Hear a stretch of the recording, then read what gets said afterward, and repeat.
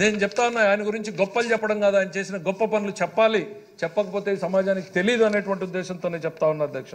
ఆయన ఎప్పుడు కూడా ఎందుకనంటే అధ్యక్ష, అక్కడ ప్రతిపక్షంలో కూర్చున్నప్పుడు చూసాం అధ్యక్ష, ఆయన ఇంటర్నెట్ అన్నప్పుడు ఆయన గురించి పంప్ సెట్గా, ఇంటర్నెట్ కాదు పంప్ సెట్ కావాలని చేసిన ఆ హేళనలు చూశాను అధ్యక్ష, అవమానాలని చూశాను అధ్యక్ష. అవన్నీ పడ్డాడు అధ్యక్ష.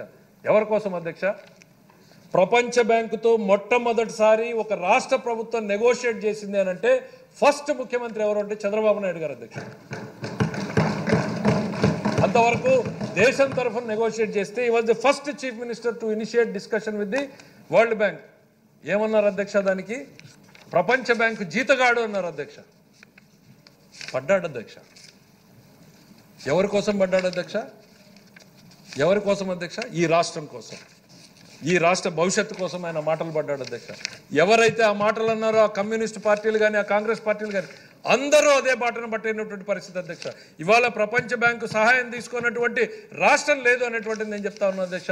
అట్లాంటిది మొట్టమొదటిసారి మొదలుపెట్టినటువంటి వ్యక్తి చంద్రబాబు నాయుడు అనేటువంటిది. That is his vision. ఆయన గురించి చెప్తే గొప్పగా చెప్పినట్టు కాదు అధ్యక్ష, గొప్ప పని గురించి చెప్పినట్టు అనేటువంటిది నేను చెప్తా ఉన్నా.